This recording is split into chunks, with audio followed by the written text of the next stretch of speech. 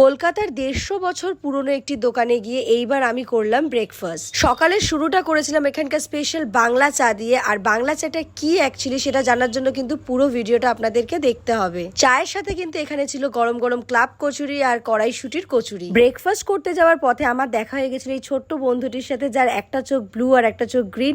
একটু ইউনিক লাগলো ব্যাপারটা, তাই আপনাদের সাথে শেয়ার করলাম। দোকানে পৌঁছাতেই যেটা সবার আগে চোখে পড়লো সেটা হচ্ছে এখানে এরকম গরম গরম কচুরি কিন্তু ভাজা হচ্ছিল। আর এগুলো কিন্তু ক্লাব কচুরি, প্রচুর কোয়ান্টিটির কিন্তু এখানে ক্লাব কচুরি ভাজা হচ্ছিল। ছোট ছোট এই খাস্তা ক্লাব কচুরিগুলো কিন্তু খেতে বেশ ভালোই লাগে। দোকানের এক পাশে দেখলাম একটু ইউনিক প্রসেসে চা বিক্রি করা হচ্ছে। প্রথমে দুধ দিল, তারপর এরকম গরম জল দিয়ে লিকার দিয়ে কিন্তু চাটা তৈরি করা হচ্ছে।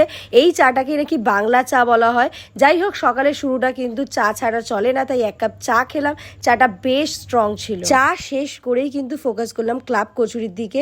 ক্লাব কচুরিটা ভীষণ খাস্তা ছিল, আর এই আলুর তরকারির সাথে কচুরিটা জাস্ট ফাটাফাটি লাগছিল। 2 পিস ক্লাব কচুরি শেষ করে চোখে পড়লো এখানে গরম গরম কড়াইশুটির কচুরি ভাজা হচ্ছে। একটু অবাক হলাম, কারণ এরকম গরমকালে কড়াইশুটির কচুরি কিন্তু সচরাচর দেখা যায় না। তাই দেরি না করে 2 পিস কড়াইশুটির কচুরি অর্ডার করলাম। করার পরে যেটা বুঝতে পারলাম যে এটা কিন্তু বিউলির ডালেরই স্টাফিং দিয়ে তৈরি করা হয়, কোনো রকম ফুড কালার দিয়ে গ্রিন করা হয়েছে। বাট খেতে কিন্তু ভীষণ ভালো লাগছে। নাম অ্যাড্রেস স্ক্রিনে দিয়ে দিলাম, লাইক ফলো শেয়ার করে দিও। টাটা।